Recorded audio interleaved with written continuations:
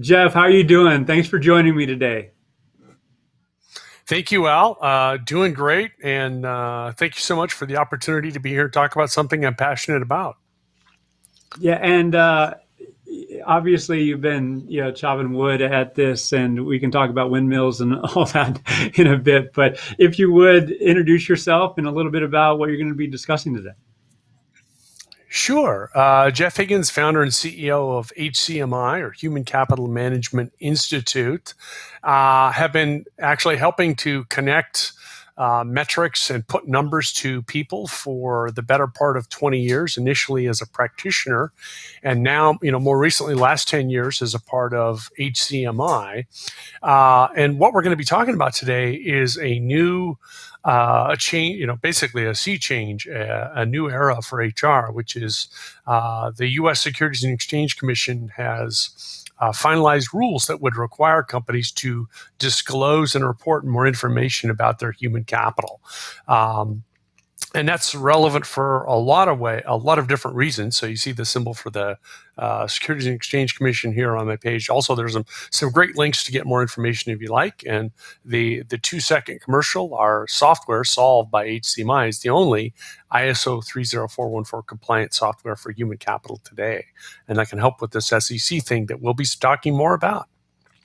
Well, then, Jeff, get after it, and look forward to learning from you. Then we'll discuss a little bit afterwards. So, yeah, look forward to learning. All right. Thank you, Al.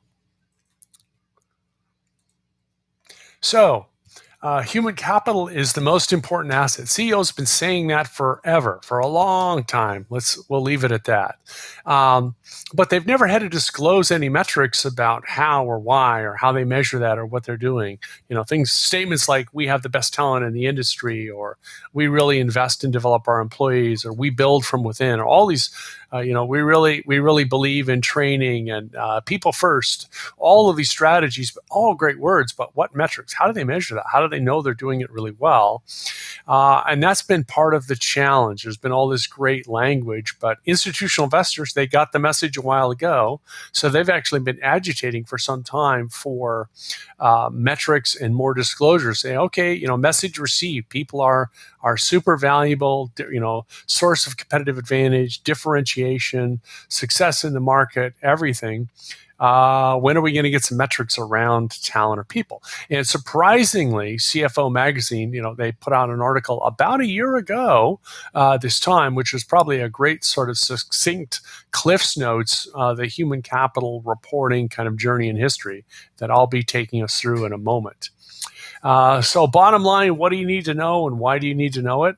Well, the SEC, which regulates all public listed companies, and if you issue debt, you work with certain private equity organizations, you may also be affected. The SEC has determined and announced the adoption of new rules around what they call Reg SK, which is disclosures. What are you supposed to disclose and why? So they've updated, first time in 35 years, they've updated those disclosures, and probably the most hot topic among their disclosure updates is the addition of human capital as what's considered a critical or high value add area that needs to be discussed and disclosed. But it's not as simple as that. And so that's what we're going to spend a few minutes on. Got some great questions here, and we're going to do our best to answer a few of these really quickly. How do we get here? Why? What does this mean now? Is it really required? What are my options? And then how can we comply? What does the future look like? So a brief history, and it goes back much farther than this, which Al well knows because we've been talking about this probably for the better part of 12 to 15 years that I've known Al. But the shorter version history is that in 2014, Dow Jones Sustainability Index, so there's been a lot of movement, a lot of companies reporting more information around sustainability and ESG. They added some hard HR metrics in there in 2014, and a lot of pushback saying, oh, that's too difficult, yet 900 companies submitted the first year. I think today they're up to well over 1,000 companies that actually submit to be in that index every year, and they have to submit a lot of detailed human capital metrics to do it. Then you get reports, the institutional investors, 2015, 2017, really pushing, in fact, ultimately 2017, petitioning the Securities and Exchange Commission for rules. Said, hey, all this language is out there. The SEC itself has been saying people seem to be very important. It should be measured, but they weren't doing anything about it. So a group called the HCMC, Human Capital Management Coalition of Institutional Investors, controlling trillions of assets under management, made a big push. And then also there's a ruling, and kind of think of it as the initiation of GAAP, generally accepted accounting principles for HR.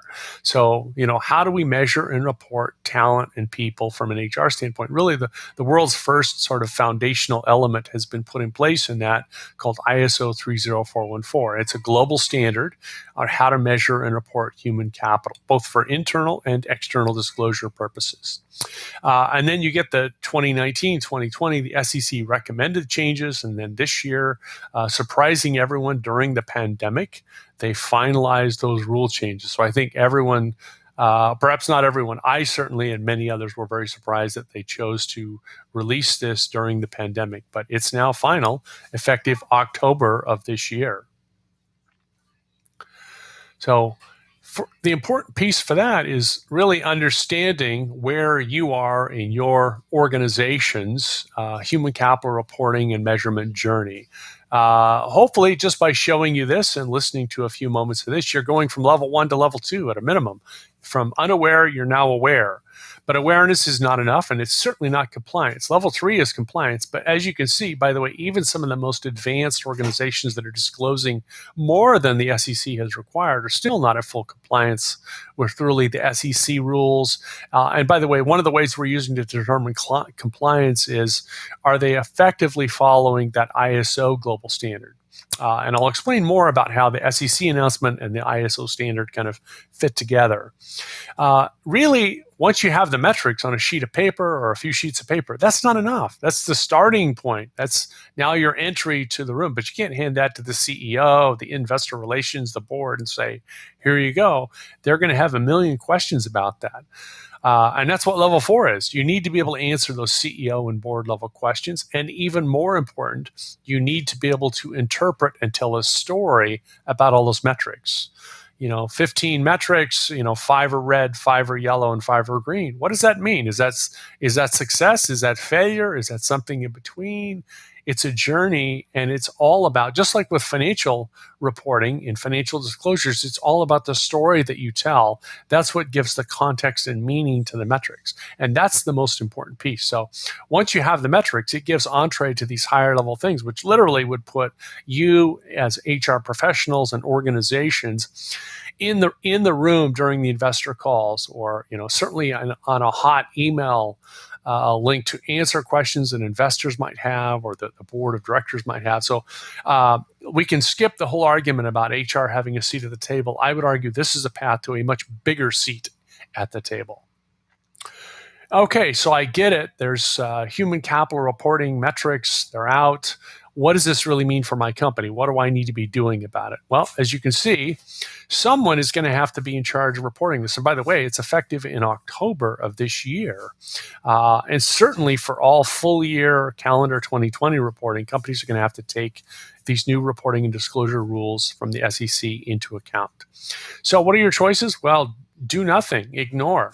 By the way, that's what many people whom, as Al well knows, I've been talking to for many years have thought I was Don Quixote charging with a lance at windmills. That I was crazy. This reporting and disclosure thing was going to take years and years. It was coming, but it's far away. It's far away. Well, boom, it's here.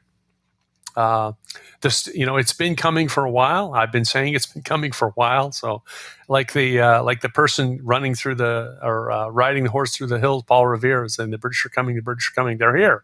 It's happened. It's happening. So you can do nothing, but I think the time for doing nothing is pretty much expired. And the last thing you would want is for someone from investor relations at the CEO's office to come down during a board meeting or an investor call and say, "Hey, where's that list of metrics for the SEC compliance that because we're being asked about it?" And you say, "Oh, we haven't done anything on that. We were waiting for what?" So probably not a good strategy. Gap analysis is a better strategy. Let's figure out, what are we measuring now? What are we reporting now? Many companies, especially everyone doing ESG reporting, is reporting actually more information than the SEC required. Interestingly, this year, for the first year, more than 50% of all U.S. public listed companies, Fortune 500 that is, actually disclosed diversity metrics. So not all, but some diversity metrics. So first time the majority of public listed companies in the U.S. in the Fortune 500 disclose diversity metrics. And of course, that's a very hot, very relevant, very important issue right now.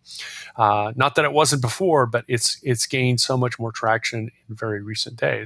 So many organizations are already reporting and disclosing more than you might think. So you can do a gap analysis to see where we're at, or you can just say we're going to go for compliance. But we got some choices to make, some decisions, as you can see here. And then ultimately, well, let's go sort of greater level of transparency. Let's go for the public relations credit by being more transparent, by being better for our workers, by disclosing a lot more. So you can do that by disclosing quite a bit more. And we don't have time to get too much into depth on that, but it's important to understand that you do have these choices. And if anything, this whole journey, you'd say, well, what about COVID-19? Can't we delay all this because of the coronavirus? Quite the opposite. This has been driven probably and accelerated by COVID-19, which is uniquely a human capital crisis. The last crisis, late in the last decade, 2007 to 9 and 10, was a financial crisis. This is a uniquely human crisis. And if anything, it's accentuated and added a lot more spotlight to people, talent, and HR, and the need for good data, numbers, and disclosure about health, wellness, safety, people working from home, and more. So what can you do? What's required? What are my options? Well, you do have some options. As you can see here, the SEC states that human capital must be reported in detail by human capital area, subject to the company's own determination that talent, aka human capital or people, is material to business performance and success. What? Yes, the SEC said human capital must be reported, but they said every company has to make their own decision to report it. And they have to decide that people are in fact material to their business and their business success. Now, it's a bit of a trick comment. So they didn't, and they also did not disclose or recommend specific metrics that must be reported either. So the companies, one, have to determine people are material, and two, they have to figure out what they're going to measure and report. All the SEC said is you should use the metrics that you're already using to run the business. So if you have some metrics going up to board level, CEO level, top management, they're in incentive plans, things like that, that's probably a really good place to start. Or you can go to this ISO 30414 that we'll talk about in a minute. So what does all this mean? Well, you have decisions to make. So you could say, option one, we're going to take the high road. And by the way, I'm the one who named them high road, low road. You could also call it the hard road and the easy road. Option two being the easy road, option one being the hard road, because option one means more work you've got to do. And as a former CFO who owned reporting and disclosure in prior companies, I can tell you nobody's excited by the opportunity to report more.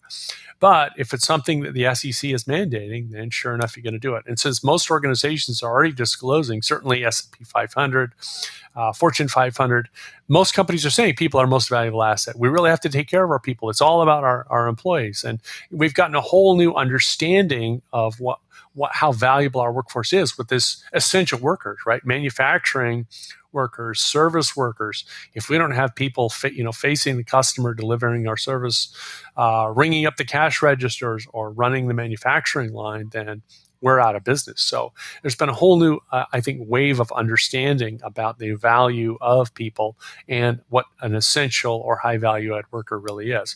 Option two, the low road. Well, that's an easy path. If you say, oh, people aren't material to our business, no need to report anything, not even the number of employees you have, which was the previous requirement for disclosure. How many employees you have in the business? That was it. However, there might be some fine print there, or as I would like to say, you just stepped into a minefield. because that means prepare for major pushback from institutional investors. Don't be surprised if you get sued. And oh, by the way, if you have a bunch of human capital oriented disclosures in all your prior investor legal and risk areas of your financial annual report, proxy statements, if you have a lot of legal and risk disclosures you've been using around people, oops, because that by definition means you think they're material. If your CEO likes to say people are our most valuable asset, can't have them. If you're going to choose the low road, they can't talk about people. They can't talk about diversity. They can't talk about pay for performance. They can't talk about anything people oriented, because otherwise, why are you bothering investors with that information? You've already determined that it's not material. In short, it's really a trap. If you take that road, you may buy yourselves a little time, but it's probably going to be a very painful journey. And in fact, we did a survey with some companies already via a couple of webinars saying how many are going to take option one versus option two. 79% take option one. So most companies are going to do the right thing. They're going to actually say people are material. Then they're going to have to make some decisions around areas of talent management. What are they going to report? And how are they going to report it? And that really is where we get to kind of the close of this, and the option you can take in terms of disclosing more and using what we'd call the global human capital reporting standard, sort of a safe haven, if you want to think of it as that, is this ISO 30414. If you use the global human capital reporting standard, how wrong could you be for SEC disclosure and reporting? So that's what we're recommending everyone to do, is take a look at the ISO standard around how to measure and report your workforce. 23 metrics for public disclosure, 60 for internal reporting. Pick the ones that are the low-hanging fruit and see how far you can go in terms of addressing your gaps. Or you can go for full compliance and say, we're actually compliant with the ISO standard. Therefore, we're very confident that we're compliant with these new SEC rules. But bottom line, the world has changed.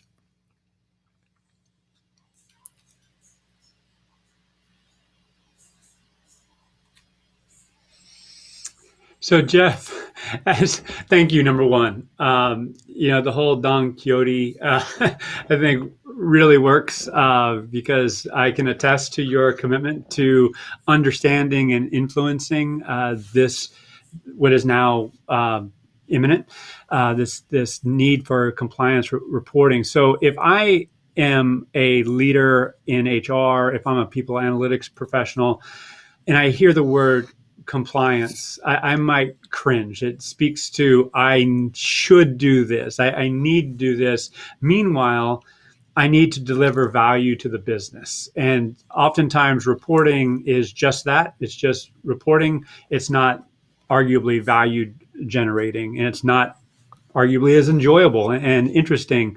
Can you respond to that? I mean, what is the value not only of checking a box in terms of reporting compliance, but also value add for the business? Can you speak to that? Sure. Well, just getting your reporting right is really one step, but this is enablement for the greater analytics journey: predictive analytics, prescriptive analytics, workforce planning. Once you have your data and your systems right, and just a few quick background facts: HR, from my time in finance and also benchmarking that I'm involved in, is probably the smallest budget of any of the major functional groups in every major company in the Fortune 500 and oftentimes around the world. So HR doesn't get budget. It's hard for them to get the staff they need, the systems and tools they need. Now, there are some exceptions. Some of the companies that are just printing money can probably get mostly what they need, but most of the rest cannot. I would argue this is not only a path to better analytics and better answers for some of the perennial questions that management, CEO, board have always had. Where do we get the best people? How do we know our people are better? How can we improve our culture? All of these things that analytics professionals and that PAFOW, predictive analytics and future work are helping to address and answer can be answered by better tools and better resources. So I think this is a great trump card that organizations can play to get a bigger budget. They can say, hey, we've got to get ready for this SEC compliance. We need a new tool. We need some staffing and resources. Or we need a little of all of the above. And in return, in addition to getting us compliant, you're right, because that doesn't sound sexy or exciting.